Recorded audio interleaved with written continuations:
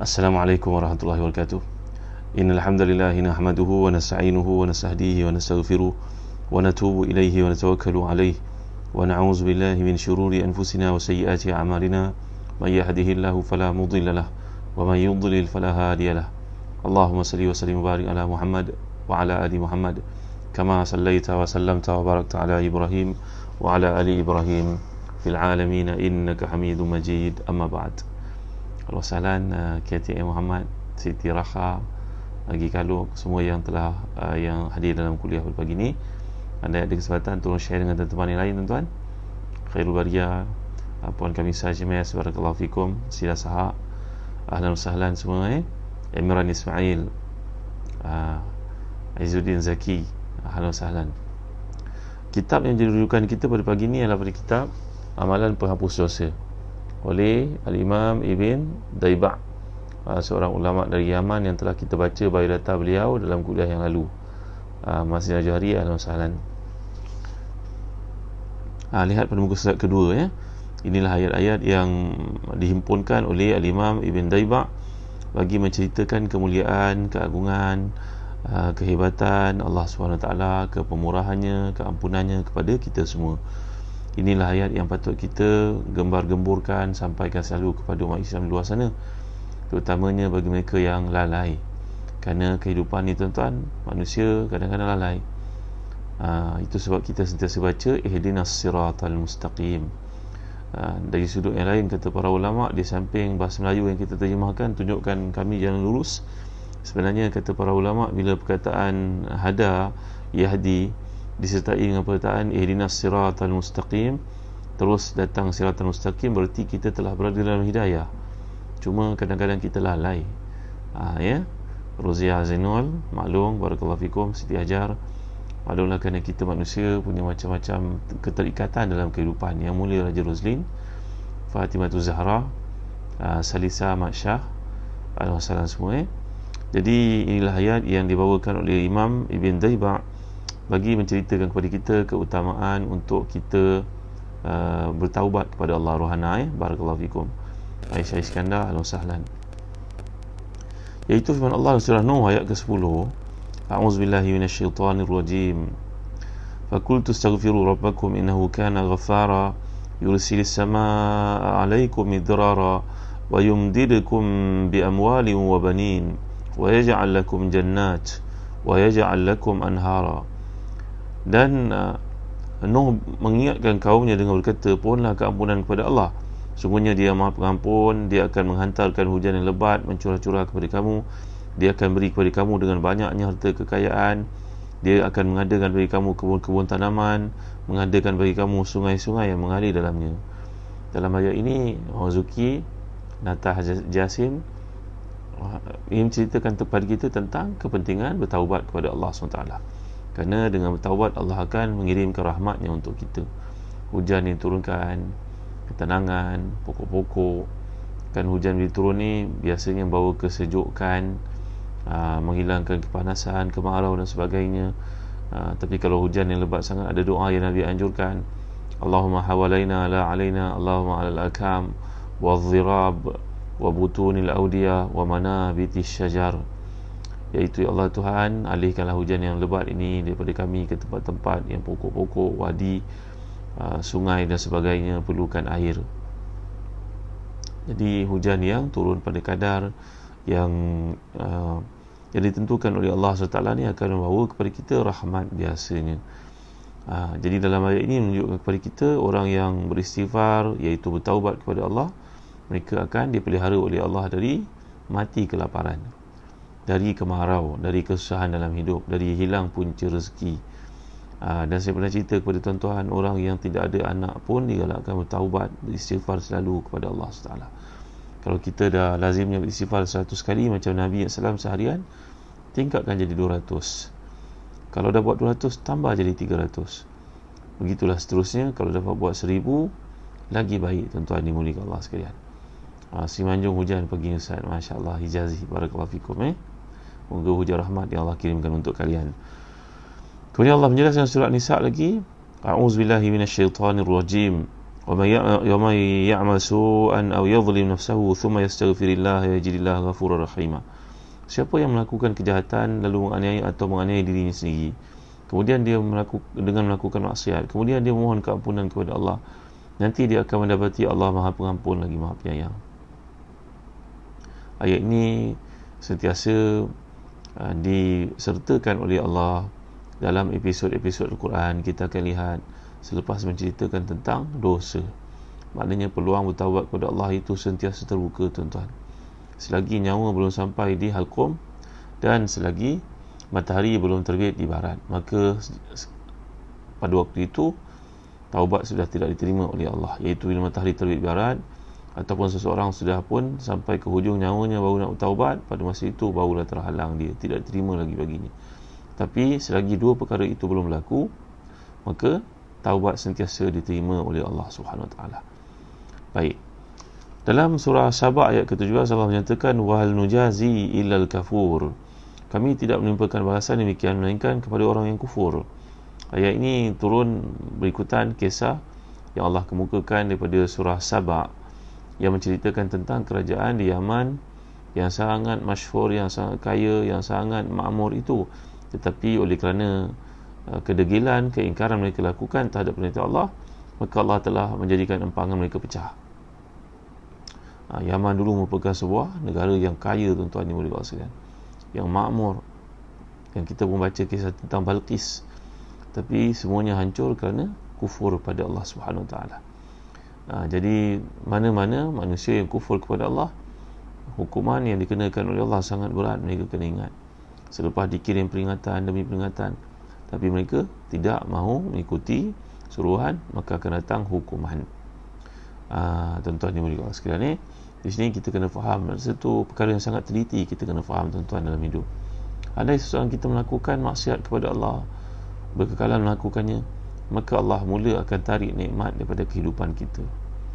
Berbagai-bagai cara, tuan-tuan. Mungkin penyakit datang, mungkin dibuang kerja, mungkin anak sakit, kemudian demam dan sebagainya. Kemudian kalaulah seseorang itu sedar di atas kesilapan yang dilakukan, lalu hukuman Allah itu dikenakan kepadanya, maka kalau bertaubat, Allah akan hilangkan perkara tersebut, tuan-tuan. Tapi andainya dia terus engkar, leka, dia tak peduli, maka hukuman yang lebih berat akan dikenakan oleh Allah SWT. Kerana kita pernah belajar daripada surah Al-Hajj, bila Allah menyatakan wa inna yawman 'inda rabbika ka alfi sanatin mimma ta'udun. Hari di akhirat itu sangat panjang. Satu hari akhirat sama dengan 1000 tahun kat dunia. Mana mungkin kita mendapat menampung, menanggung hukuman dan juga azab di akhirat, maka Allah jadikan sebahagian daripadanya dikenakan di dunia, tuan-tuan. Maka ingatlah orang yang melakukan dosa-dosa, bahawa Allah SWT wahal ya'manu makrallah. Siapakah yang dapat merasa aman daripada segala hukuman Allah di dunia? Jangan kita mencabar Allah, tuan-tuan, ya. Seterusnya dalam surah Ar-Ra'd ayat ke-6 Allah menyatakan wa inna rabbaka ladzu maghfiratin lin-nasi ala zulmihim. Sungguhnya Tuhanmu amat melimpah keampunannya bagi manusia yang bertaubat di atas kezaliman mereka. Walaupun mereka melakukan dosa kepada Allah Ta'ala, tapi pintu taubat sentiasa terbuka. Bayangkan, tuan-tuan, rahmat Allah ni. Syekh Taufik, barakallahu fikum, Zina, Nazi Saleh, terima kasih semua yang hadir. Tolong share pada adik-adik, teman-teman, rakan taulan, ahli karya. Moga ada manfaat pada pagi ini, kerana betapa pentingnya kita gembirakan umat Islam dengan peluang bertaubat kepada Allah, tuan-tuan. Walaupun manusia boleh melabel kita macam-macam brand, boleh menghina kita, boleh mengatakan apa sahaja, mereka tak puas hati terhadap kita, tetapi kita punya Tuhan untuk memohon kepadanya keampunan. Kita mungkin melakukan kesilapan suatu masa dahulu, tuan-tuan, ya. Jangan biarkan orang bukan Islam yang lebih kerap menceritakan tentang keampunan dan kasih sayang Tuhan banding dengan Islam itu sendiri, tuan-tuan. Ya, bila kita terlibat sebagai kaunselor, sebagai bapa, pembimbing, pemimpin, betapa pentingnya kita menambah nilai orang-orang di bawah naungan kita dengan bicara-bicara bersifat keampunan Allah ni, tuan-tuan, supaya kita beri mereka ni harapan. beri pada mereka ni, bahawa mereka mempunyai Tuhan yang akan beri keampunan. Saya pernah cerita pada tuan-tuan kisah seorang pemuda bertaubat dari Saudi kan, Muhammad namanya, yang belajar di Amerika. Saya pernah cerita pada tuan-tuan Baik. Dalam surah Az-Zumar Allah menyatakan, a'udzubillahi minasyaitonirrajim, ya ibadiyalladzina asrafu ala anfusihim la taqnatu min rahmatillah, innallaha yaghfiru dzunuba jami'a innahu huwal ghafurur rahim. Ini ayat yang telah kita bincangkan dalam kuliah tafsir surah Az-Zumar sebelum ni. Bagi tuan-tuan yang ada kesempatan, kami sentiasa mengadakan kuliah tafsir, iaitu daripada hari Isnin sampai Jumaat insya-Allah. Setiap malam insya-Allah dengan izin Allah jam 9 malam. Tuan-tuan ada kesempatan sila hadir di Facebook ini Jadi surah Az-Zumar ini merupakan surah yang sangat digemari oleh Nabi sallallahu alaihi wasallam, iaitu Nabi kita membacanya pada setiap malam. Surah Az-Zumar. Kata Imam Ja'far As-Sadiq, cucu Rasulullah itu, inilah ayat yang beri kepada kita harapan, beri kepada kita peluang untuk bertaubat kepada Allah. Kerana ayat ini menceritakan macam mana besar sekali dosamu sekalipun, Allah punya pengampunan yang meluasi langit dan bumi. Begitu maksudnya tuan-tuan Seorang pemuda yang lalai satu hari dijemput oleh ibunya dipanggil oleh ibunya untuk menemaninya beli barang-barang keperluan. Maka orang muda ni dalam keretanya penuh dengan lagu-lagu yang di-download ke ataupun daripada CD ke, yang lagu-lagu trash tuan-tuan, lagu-lagu melalaikan, lagu-lagu yang tak senonoh. Maka ibunya pun berdoa banyak kali, minta Allah bagi hidayah kepadanya, belum lagi dapat hidayah. Tapi ibu ni tak pernah putus asa tuan-tuan Maka ibu ni kata, temanlah ibu pergi beli barang. Baik budaknya, tapi lalai. Maka ibunya pun boleh ditunggu dalam kereta. Dia pun dengar lagu ni, tukar lagu tu, tukar lagu lain. Lama dia pun penat tunggu ibu dia mau beli barang. Penat. Dia pun buka radio bahagian azan. Masuk waktu zuhur, pun dengar azan zuhur. Lepas azan zuhur, siaran radio itu pun dibuka surah Az-Zumar, ayat yang telah saya bacakan sebentar tadi tuan-tuan, ayat 53, qul ya ibadiyalladzina asrafu ala anfusihim la taqnatu min rahmatillah innallaha yaghfiru dzunuba jami'a innahu huwal ghafurur rahim wa anibu ila rabbikum wa aslimu lahu min qabli ya'tiyakumul azab. Allah turunkan ayat ini tuan-tuan menceritakan tentang keampunan untuk Allah.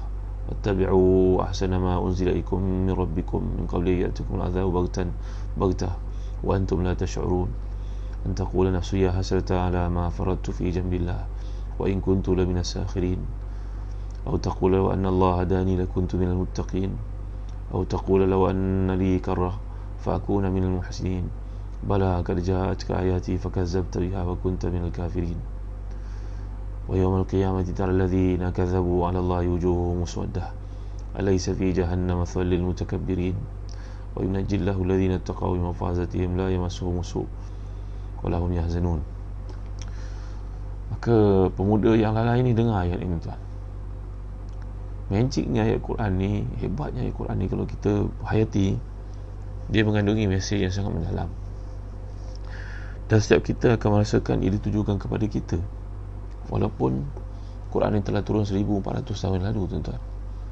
Maka orang muda ini mendengar ayat ni, dia merasakan, ya Allah, panggilan ini untuk aku sebenarnya, panggilan ini untuk aku sejarah sebenarnya. Wahai mereka yang lalai, hamba-hamba kembalilah kepada Allah. Ayat ni memang power tuan-tuan. Maka bila pemuda ini mendengar ayat ni tadi, dia terus merasakan, ya Allah, ayat ni panggil aku, Allah panggil aku, Allah menyeru aku.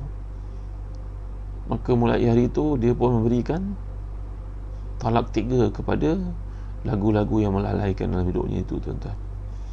Kata pedingin dengan keazaman, wahai sekian lagu-lagu, walaupun aku suka kepadamu, tapi engkau membina syahwat aku, melupakan aku pada Tuhanku. Mulai hari ini aku tinggalkan semua ni, aku tidak akan mendengarnya lagi. Tuan-tuan, ibunya datang melihat pemuda ini sedang menangis. Allah beri hidayah kepadanya waktu dia menunggu ibunya ke pasar. Itu sebab antara doa yang paling banyak Nabi anjurkan kita untuk amalkan tuan-tuan. Allahumma inni as'alukal huda wat tuqa wal afaf wal ghina. Allahumma inni as'alukal huda wat tuqa wal afaf wal ghina. Ya Allah, ya Tuhanku, aku mohon kepadamu hidayah, ditambah hidayah masa ke semasa, ibarat baja yang menyuburkan pokok. Dan mohon kepada Allah taqwa, mohon kepada Allah al-ghina. Allahumma inni as'alukal huda wat tuqa wal afaf, kesucian diri, wal ghina, dan kekayaan. Jadi cerita ini dibawakan oleh Syekh Dr. Muhammad Hassan Didu, seorang ulama yang terkemuka dari Mauritania, tuan-tuan. Peristiwa ini berlaku di zaman kita, bukan zaman dahulu. Pemuda yang bertaubat kerana waktu menunggu ibunya sedang membeli belah di pasar, kerana percikan hidayah Allah itu berikan kepada hatinya tak kala dia mendengar ayat-ayat daripada surah Zumar. Itulah sebabnya macam mana sibuk sekalipun kita seharian tak sempat baca Quran, bukalah Al-Quran supaya anak-anak kita dengar, tuan-tuan. Bukalah Al-Quran. Mungkin seorang kita terlalu sibuk yang amat sangat. Bukalah Al-Quran. Mudah-mudahan dalam kelalaian anak-anak, dalam hiburan yang dilalui, ialah orang muda, banyaklah perkara yang distract dia daripada kebaikan. Asalkan dia semayang, asalkan dia tutup aurat, jangan putus asa daripada rahmat Allah untuk sampai kepadanya. Itulah antaranya dengan membukakan untuknya ayat-ayat Quran, tuan-tuan. Pagi-pagi seperti ini, mungkin anak-anak kita orang muda tidur lepas subuh, yang mana tidur lepas subuh ni tak bagus, tuan-tuan. Para ulama mengatakannya sebagai makruh. Tapi tidur lepas asar tidak ada larangan. Tidur lepas subuh dilarang dalam Islam, tak digalakkan. Bukan diharamkan, tapi dimakruhkan. Kerana Nabi SAW telah bersabda, Sa'altullah an yubarik li fi ummati fi bukuriha fa'ataniha. Aku mohon kepada Tuhanku supaya Allah memberkati waktu awal subuh mereka, waktu awal pagi mereka, maka Allah beri kepadaku. Maka ialah anak-anak kita pada waktu lepas subuh, tuan, gerakkan mereka, suruhlah buat apa-apa aktiviti, baca Al-Quran ke, dengar Al-Quran ke, berusrah ke, dengar kuliah ke, basuh pinggan mangkuk kat dapur ke, tolong buat breakfast ke, apa-apa sajalah, tuan-tuan. Ya, Waalaikumsalam warahmatullahi salih. Azina Muhammad Johari, barakallahu fikum. Jadi, tuan-tuan, hidayah Allah ni kita kena usahakan. Ayat ni menceritakan tentang taubat. Betapa ramai orang kat luar sana yang mencari-cari hidayah Allah, tapi belum sampai padanya. Hatinya bersih, hatinya baik, cuma dia mudah melakukan maksiat, dia mudah terdorong kepada melakukan perkara-perkara yang ditegah oleh Islam. Alah, pentingnya untuk kita mendedahkan kepada mereka rahmat-rahmat Allah yang begitu luas untuk mereka, tuan-tuan. Mulakanlah dengan keluarga kita, anak-anak kita, orang yang punya hubungan kekeluargaan dengan kita. Kerana dalam hadis Nabi SAW yang kita ibda' biman ta'ul, mulakanlah dengan orang yang bernaunganmu. Baik, banyak lagi ayat yang menceritakan tentang pengampunan dan kelebihan orang bertaubat. Rasulullah bersabda seperti yang dikhabarkan oleh guru kami, seorang imam dan pengakhir segala hufaz, Zainuddin Abul Abbas Ahmad bin Abdul Latif Asy-Syaraji, dengan bacaanku kepadanya pada tahun 890 Hijrah di Bandar Zabid. Ini cerita daripada Imam Ibn Daibah, menceritakan tentang gurunya. Dia memuji gurunya, iaitu beliau berkata, Syekh Al-Imam Al-Hafiz Al-Muqri Syamsuddin Abdul Khair Muhammad bin Muhammad Al-Jazari mengkabarkan kepada kami, Syekh Abdul Abbas bin Abdul Karim bin Abu Hussein As-Sufi berkata, Syekhah As-Salihah Ummu Muhammad Zainab bin Umar Kindi menceritakan kepada kami bahawa Al-Mu'ayyad bin Tusi mengkabarkan kepada kami, berkata Abu Abdullah Al-Farawi mengkabarkan kepada kami, beliau berkata Abdul Ghafir Al-Farisi menceritakan kepada kami, beliau berkata Abu Ahmad Al-Juludi mengkabarkan kepada kami, beliau berkata Abu Sufyan Faqih mengkabarkan kepada kami, beliau berkata Imam Abu Hussein Muslim bin Hajjaj Muslim bin Al-Qushari An-Naysaburi, Allah Ta'ala mengkhabarkan kepada kami, beliau berkata Abdullah bin Abdul Rahman Bahram Ad-Darimi mengkhabarkan kepada kami, Marwan bin Muhammad Dimashqi mengkhabarkan kepada kami, Sa'ib bin Abdul Aziz menceritakan kepada kami daripada Rabi'ah bin Yazid, daripada Abu Idris Al-Khawlani, daripada Abu Zar, daripada Nabi, daripada apa yang difirmankan oleh Tuhannya, bahawa Allah firman, Ya ibadi innakum tukhti'una bil-laili wan-nahar wa ana aghfiru dhunuba jami'a fastaghfiruni aghfir lakum. Ini adalah kaedah menyampaikan hadis, tuan-tuan. Namanya ilmu sanad. Dan Islam dipelihara oleh Allah dengan adanya ilmu sanad, iaitu daripada seorang kepada seorang kepada seorang, seorang kepada gurunya kepada gurunya kepada gurunya, sampailah kepada Rasulullah sallallahu alaihi wasallam. Walaupun ilmu sanad ni telah pun selesai, kerana para ulama hadis telah pun membukukan hadis-hadis yang dalam kitab-kitab mereka yang banyak. Adapun mempelajari secara sanad ni merupakan satu syaraf, satu kemuliaan pada hari ini. Tapi oleh kerana dunia sudah berubah, banyaknya universiti Islam dalam dunia, maka ini juga sebahagian daripada sanad. Tidak bolehlah seorang mengatakan bahawa dia ilmu sanad ni kena pergi belajar tempat ke tempat baru kita boleh buat penilaian hadis, kerana penilaian ilmu hadis ini sudah hampir selesai. Kita hanya datang untuk membacakannya saja tuan-tuan, sebagai satu kemuliaan orang belajar. Maka saya menyampaikan kepada tuan-tuan pada pagi ni sanad yang saya terima daripada beberapa orang guru saya ketika di Jordan. Antaranya Syekh Al-Alama Nur Ali Salam Al-Qudha, antaranya Syekh Al-Alama Al-Muhaddith, iaitu Syekh Walid Al-Ani Al-Hasani. Ini antara guru-guru yang telah saya pelajari hadis mereka, pelajari fiqih daripada mereka. Ya, kami belajar tuan-tuan. Mudah-mudahan tuan-tuan yang hadir dalam kuliah saya pada pagi ini dapat sama-sama sanad daripada guru-guru kami ketika menyampaikan di Jordan. Mudah-mudahan dapat keberkatan itu tuan-tuan. Jadi dalam hadis yang panjang sanadnya ini, matanya menjelaskan kepada kita bahawa wahai hamba-hambaku, sungguhnya kamu melakukan kesalahan pada waktu malam dan siang, dan aku mengampuni semua dosa kamu, maka mintalah keampunan kepadaku, nescaya aku akan ampunkan. Hadis ini merupakan hadis riwayat Muslim.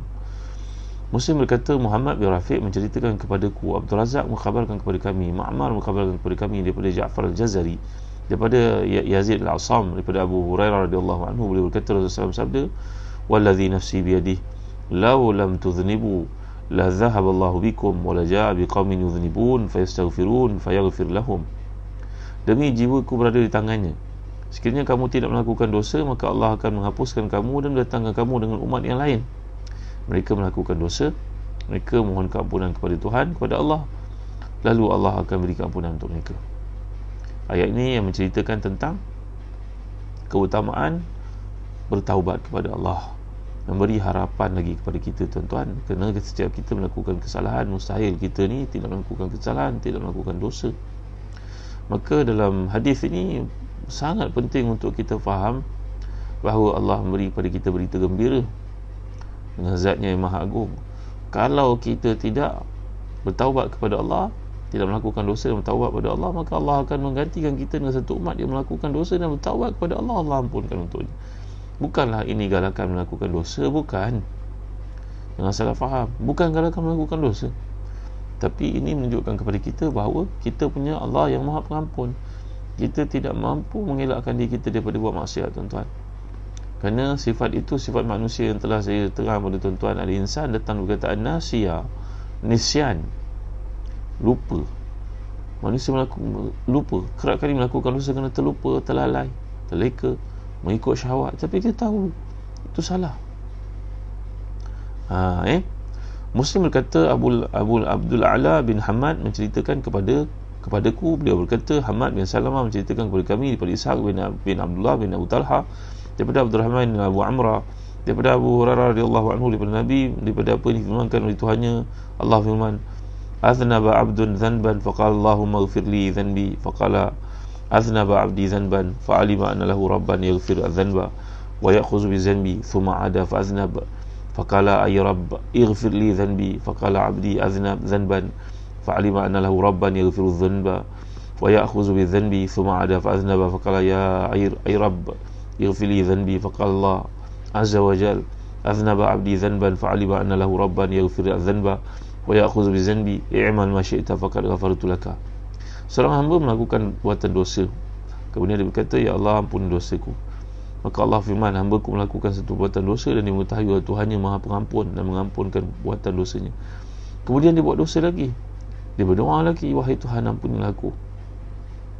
Allah berfirman kepada para malaikatnya, lihat hamba-Ku, dia melakukan dosa dan dia mengetahui bahawa aku adalah Tuhan yang mengampunkan dosa-dosanya. Kemudian dia buat dosa lagi, dia berdoa lagi kepada Allah, ya Allah aku tersilap, wahai Tuhan ampunkan bagiku. Maka Allah berfirman kepada para malaikatnya, hamba-Ku buat dosa, dia tahu bahawa Tuhan mengampuni dosa. dan mengazab orang melakukan dosa jika tidak bertaubat. Wahai hamba-Ku, buatlah apa yang kau kehendaki, kerana Aku benar-benar telah mengampunkanmu. Tuan-tuan, hadis ini beri kepada kita lagi peluang untuk kembali kepada Allah. Imam Ghazali membawakan satu tamsilan yang menarik tentang melakukan dosa ni ibarat pesakit, orang yang sakit. Mohon pada Allah jauh penyakit-penyakit bahaya. Contohlah seseorang dari kita batuk, maka pergi ke doktor, doktor membagi rawatan. Setahun kemudian datang batuk lagi, jumpa lagi. Tapi doktor yang bijaksana, yang baik hati ni tidak pernah mencela dan menghina pesakitnya dan berkata, ya awak ni tak gerti-gerti, kan saya dah sebut setahun lalu jangan buat demikian, kamu pergi buat balik, kan dah batuk. Tengok, doktor tak kata gitu tuan-tuan, dengan sabar dia merawat kita. Kalau doktor lah punya perasaan rahmat kepada pesakit nak rawat, dia memendahkan dirinya kepada banyak bahaya pada musim-musim seperti ini, contohnya tuan-tuan, maka Allah lebih lagi penyayang kepada sang doktor tuan-tuan.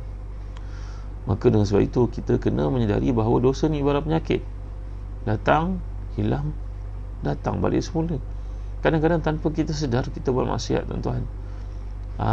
Jadi hadis ini memberi kepada kita lagi peluang untuk menyedari betapa luasnya rahmat Allah kepada orang melakukan dosa. Juga jangan salah faham, bukan satu galakan buatlah dosa Allah, bukan, itu main-main namanya. Ini merupakan satu kesilapan faham. Ini maksudnya kita terjerumus dalam dosa tanpa kita sedar, walaupun kita dah berusaha untuk mengelakkan diri kita, masih lagi buat. Maka kita punya Allah SWT yang Maha Pengampun lagi Maha Penyayang.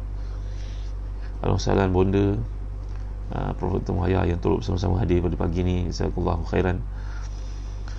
Muslim berkata, Suaid bin Sa'id menceritakan kepada kami daripada Mu'tamir bin Sulaiman daripada bapanya Abu Imran al-Juni menceritakan kepada kami daripada Jundub, sahabat Nabi SAW, menceritakan bahawa seorang lelaki berkata, Wallahi la yaghfirullahu li fulan wa inna Allah ta'ala qal man zal ladhi yata'alla alayya an la aghfira li fulan fa inni qad ghafartu li fulan wa ahbadtu amalak atau kama qal.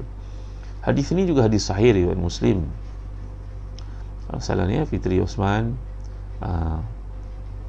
bonda Datuk Profesor Muhaya, barakallahu fikum. Dalam hadis ini menceritakan kepada kita tentang sifat manusia yang sombong. Dia overconfident, dia merasakan bahawa dosa-dosanya pasti diampunkan oleh Allah. Aku dah pergi haji, aku dah buat umrah banyak kali, aku adalah AJK masjid, umpamanya begitu tuan-tuan. Saya bukan maksudkan siapa. Aku banyak sedekah, aku, anak isteri aku semua bertudung, aku dia merasakan dirinya bebas daripada hukuman Allah Subhanahu Wa Taala. Orang inilah yang rugi tuan-tuan. Lalu dengan tidak ada perasaan rahmat kepada orang kelilingnya, dia telah pun melabelkan orang lain ini ahli neraka. Ini jangan harap tawar diterima oleh Allah Subhanahu Wa Taala. Ini orang kalau perbuatannya tidak diampunkan oleh Allah. Tuan-tuan, kalau kita nak tegur kesalahan orang, yang paling baik tegurlah dengan cara umum, tak payah sebut namanya tuan-tuan.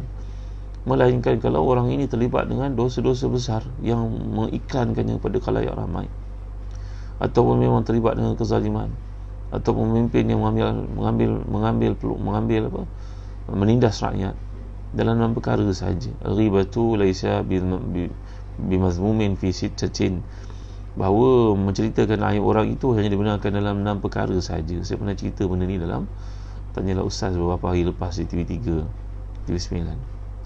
Ya, jadi tuan-tuan yang mulia Allah sekalian, ini adalah berkaitan dengan orang yang mendedahkan, yang mengaibkan orang, menyebut tentang kesalahan orang, seolah dia yang menjadi Tuhan yang boleh memberi keampunan atau memberi hukuman kepada seseorang. Ini yang menyebabkan kemurkaan Allah padanya.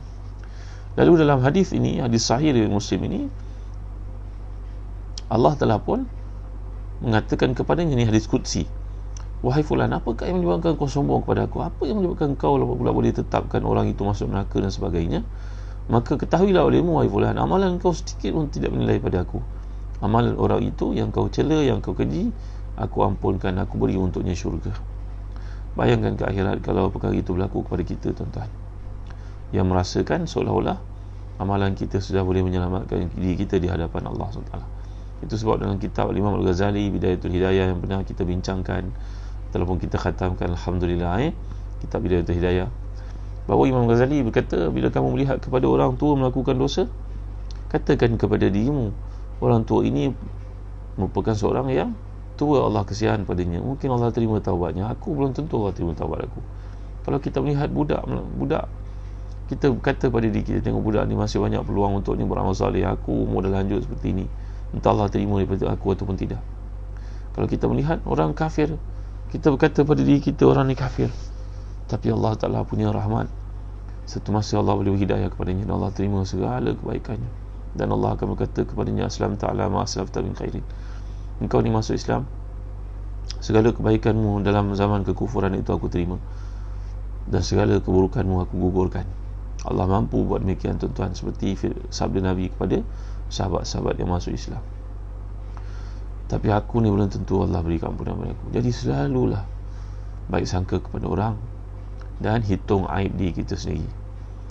Jadi hadis ini menceritakan kepada kita, keampunan Allah adalah untuk orang yang merasakan kasih sayang Allah untuk semua manusia, bukan untuk diri saja, bukan dalam hatinya penuh dengan mazmumah dan juga kedengkian, dan juga buruk sangka kepada orang-orang Islam ataupun orang bukan Islam yang lain. Apabila kita perlu menyebut tentang kekurangan orang, tolong jangan sebut nama orang, tuan, sebutlah secara umum kesalahan yang dilakukannya, sudah memadai.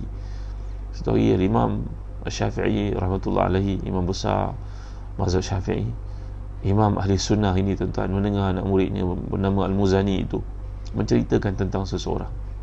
Maka Imam Syafi'i menegur anak muridnya dengan lembut, berkata, wahai Muzani, engkau menegur orang itu, mengatakan kekurangan padanya, tak payah sebut kekurangannya. Madailah kau katakan orang itu ucapannya tidak bernilai. Tak payah kau sebut dia pembohong, dia pendusta, tak payah, orang faham dah. Tuan-tuan ni boleh Allah sekalian, begitu sekali ada para muhaddithin, ahli hadis, walaupun perlu menyebut kekurangan seseorang kerana itu satu ciri yang penting bagi menentukan status hadis, tetapi mereka tidak akan melampau-lampau dalam label orang, tuan-tuan. Mungkin orang itu punya peluang luas untuk taubat kepada Allah, kita pun tidak tahu. Madailah kita kata ucapannya tidak berharga, la qimata lahu, cukup, la yuhtaju bihi. Jadi tuan-tuan yang mulia sekalian, guru kami Abu Abbas rahmatullahi alaihi mengkabarkan kepada kami dengan bacaannya kepadaku daripada guru kami Abu Khair Al-Jazari. Kita belajar sikit ilmu sanad, tuan-tuan ya. Jangan rasa berat, kerana ini adalah satu kemuliaan para hadis, para ahli hadis, iaitu menyebut nama guru-guru mereka. Ali bin Sabit mengkabarkan kepada kami daripada Ikrimah bin Umar, beliau berkata, Dhamdam bin Jaus menceritakan kepadaku bahawa Abu Hurairah radhiyallahu anhu berkata, aku dengar Rasulullah SAW sabda, kana rajulani fi bani Israel mutawakhiyaini, fakana ahaduhuma yudhnibu wal akharu mujtahidun fil ibadati, fakana la yazalu al mujtahidu yara al akhar ala zanbi fayaqul aqsir, fawajadahu yawman ala zanbin faqala lahu aqsir, faqala khalini wa rabbi abu ifsa alayya raqiba, faqala wallahi la yaghfirullahu laka aw la yudkhiluka Allahul jannah, faqabadha arwahahuma fajtama'a ila rabbil alamin, faqala li hadzal mujtahid akunta bi aliman aw kunta ala ma fi yadi qadiran, wa qala lil mudhnib izhab fadkhulil jannah bi rahmati, wa qala lil akhar izhabu bihi ila an-nar. Qala Abu Hurairah radhiyallahu an, walladhi nafsi bi yadihi la takallama bi kalimatin aw baqat dunyahu wa akhiratahu. Nabi SAW telah bersabda, pada zaman Bani Israel dahulu ada dua orang lelaki bersahabat. Seorang kerap melakukan dosa, lalai. Yang kedua, mujtahid, rajin melakukan ketaatan. Sehinggalah yang melakukan ketaatan itu sering pesan pada melakukan kemaksiatan. Fulan, saudaraku, berhentilah buat maksiat, umur kau dah lanjut, berhenti. Maka selalu dikatakan demikian. Akhirnya yang melakukan dosa itu berkata kepada yang berpesan kepadanya, kawan baiknya, teman, biarkan aku. Adakah Allah melantik engkau ni sebagai pemantau? Adakah Allah lantik engkau ni sebagai pengawas kepada aku? Maka yang memberi amaran itu berkata, kawan baiknya juga berkata, kalau macam ni memang Allah tak akan ampunkan bagi engkau, wahai fulan.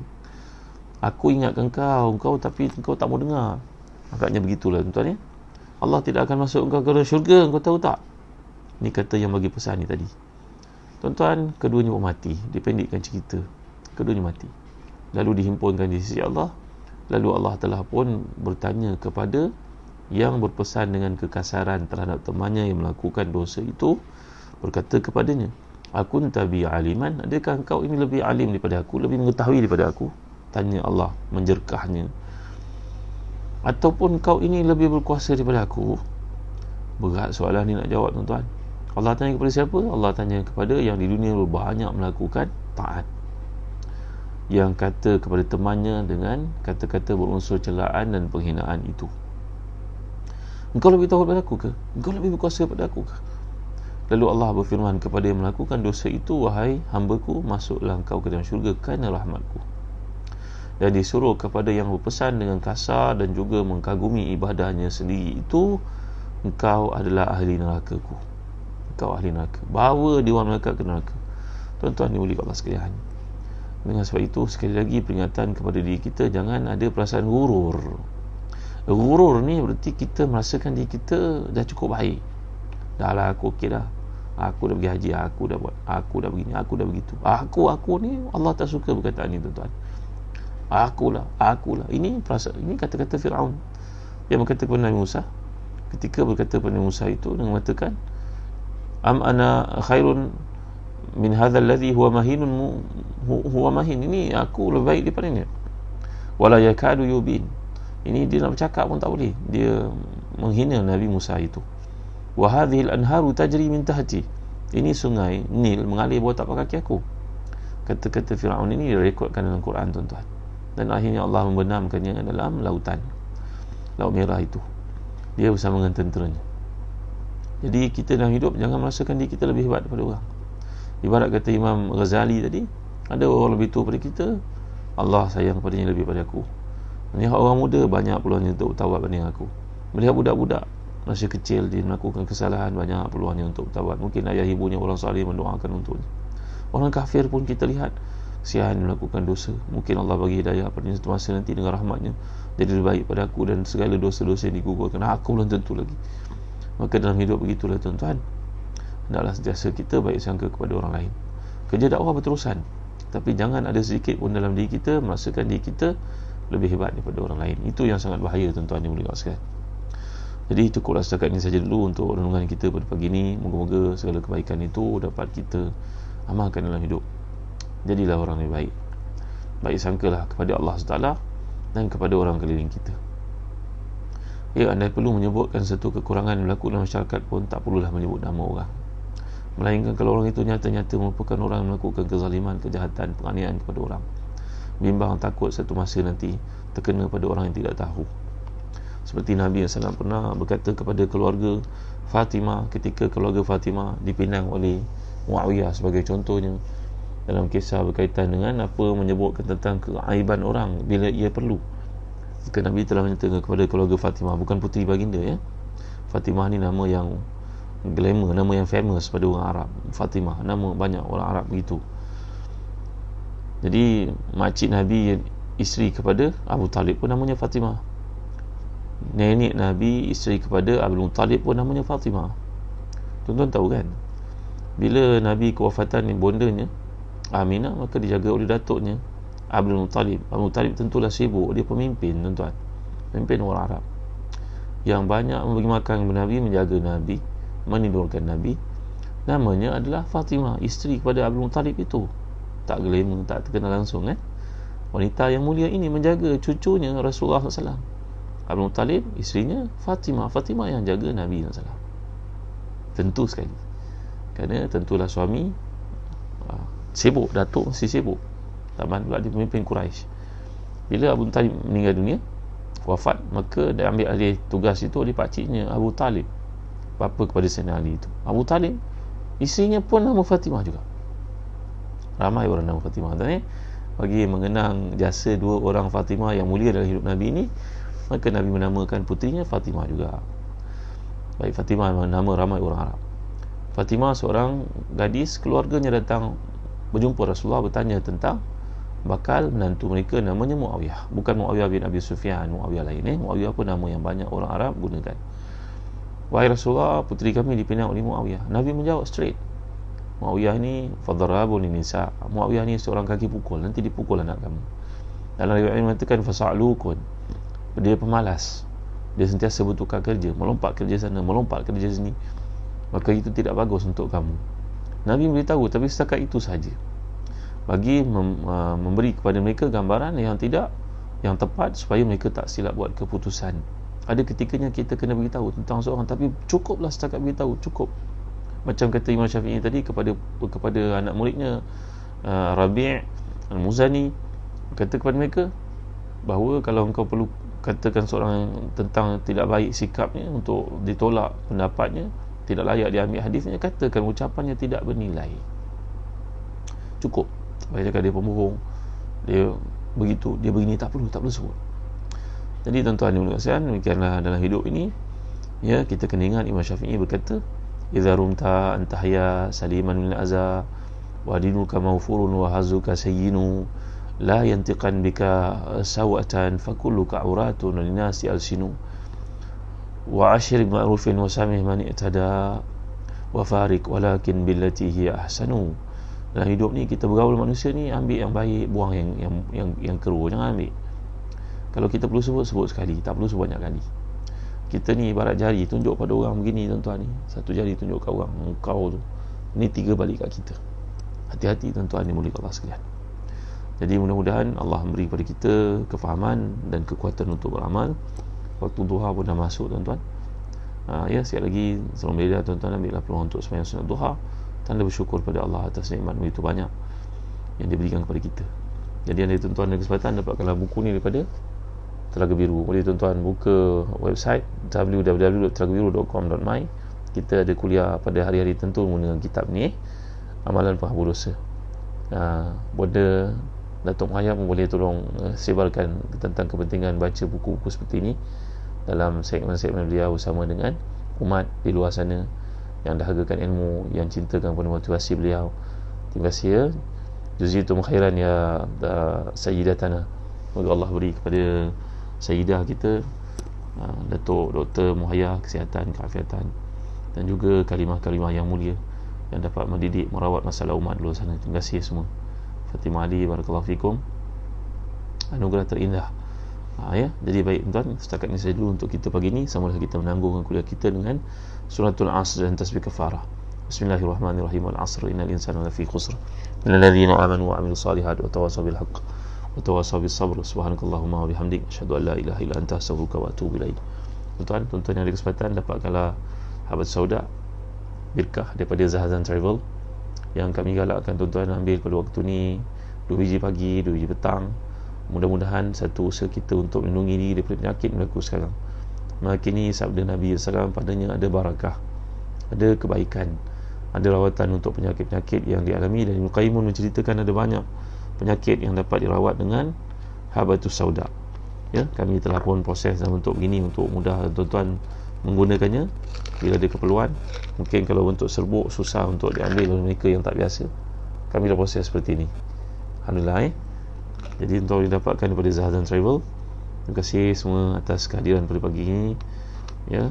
Dan terima kasih kepada Prof. Datuk Muhayyab, Zalina, Salisah, Puan kami Ustaz Jamil dari jauh, Ustazah Umi Fatih yang mewar-warkan, Ustaz Syafiq Murad. Tadi doa yang telah saya ijazahkan, amalkan sama. Allahumma inni as'alukal huda wat tuqa wal afaf wal ghina. Mudah saja, ya Allah, aku mohon padamu hidayah, takwaan, kesucian diri dan kekayaan. Biar kekayaan tu dululah sekali, sihat dulu, afiat dulu, takwa dulu, kesucian diri dahulu. Ya, mudah-mudahan Allah berkati kita pada pagi ini. Sekian, kita doa sikit, moga-moga ada kalangan kita merupakan orang yang mustajab doanya, aminnya. Maka yang hadir, yang ada masalah, diberi oleh Allah segala penyelesaian. Alhamdulillahirrahmanirrahim. Wassalatu wassalamu ala asyrafil anbiya'i wal mursalin sayyidina maulana Muhammadin wa ala alihi wa sahbihi ajma'in. Allahumma ighfir lana dhunubana wa israfana fi amrina wa sabbit aqdamana wa ansurna 'alal qawmil kafirin. Allahumma ighfir lana dhunubana wa liwalidina warhamhum kama rabbana shighara wa li jami'i masyayikhina wa li jami'i ashabil huquq 'alaina minal muslimina wal muslimat wal mu'minina wal mu'minat bi rahmatika ya arhamar rahimin. Allahumma ahsin 'aqibatana fil umuri kulliha wa ajirna min khizyi dunya wa 'adzabil akhirah. Allahumma inna nas'aluka al-huda wat tuqa wal 'afafa wal ghina. ربنا لا تدع لنا في مقامنا هذا ذنبا إلا غفرته ولا مريضا إلا شفيته ولا هما إلا فرجته ولا دينا إلا قضيته ولا مصيبة إلا نفسته ولا كربا إلا نفسته ولا عيبا إلا سترته ولا عزبا إلا زوجته ولا عقيما إلا أنجبت له ولا حاجة من هوائج الدنيا والآخرة هي لك رضا ولنا فيها صلاة إلا هديته وقضيته ويسرتها يا رب العالمين. Ya Allah, ya Tuhan kami, yang ada seorang pun hadir dalam majlis ilmu pagi ini yang memiliki hutang melainkan Kau bantu untuk diselesaikan hutang-hutangnya, yang miskin melainkan Kau kayakan, yang sakit melainkan Kau sembuhkan, yang akan musafir melainkan Kau selamat pergi dan baliknya, yang memiliki sebarang keaiban melainkan Kau tutup baginya, yang jahil melainkan Kau ilmu beri ilmu kepadanya. Ya Allah, yang belum berkahwin melainkan Kau kurniakan untuknya sahabat suami yang salih ataupun isteri yang salihah yang akan bahagia dunia dan akhiratnya, yang ada seorang pun yang belum beroleh anak melainkan Kau kurniakan untuknya zuriat yang salih yang salihah yang akan menjadi legasi kebaikan untuknya lepas kewafatannya nanti. Ya Allah, yang ada seorang memiliki hajat melainkan Kau sembuh, Engkau penuhi hajatnya selagi datang kebaikan dunia juga akhiratnya. Ya Allah, yang ada seorang pun yang zalim melainkan Kau beri hidayah kepadanya supaya menghentikan kezalimannya itu, yang ada seorang pun yang dizalimi melainkan Kau beri kepadanya kebantuan. Ya Allah, dari sisimu. Rabbana atina fid dunya hasanah wa fil akhirati hasanah wa qina adzaban nar. Wa sallallahu ala sayyidina Muhammadin wa ala alihi wa sahbihi wa sallam. Alhamdulillah rabbil alamin. Sekian tuan, terima kasih pada semua yang hadir. Jangan lupa share video ni kepada teman kita, anda yang ada kebaikan padanya. Terima kasih. Barakallahu fikum. Ustazah Nurlis, Prof Datuk, sekali lagi Maria, Yasin, Liza Amani, tak mampu nak sebut nama semua. Terima kasih semua sekali lagi. Selamat menunaikan sembahyang sunat duha, hanya 2 rakaat, tanda syukur kita kepada Allah atas nikmat yang berbagai dalam kehidupan. Nikmat sendi, nikmat mata, nikmat panca indera, nikmat berpasangan, nikmat dikurniakan zuriat, nikmat rumah dan sebagainya. Marilah bersyukur pada Allah dengan hanya 2 rakaat duha yang telah masuk waktunya sekarang. Terima kasih. Assalamualaikum warahmatullahi wabarakatuh.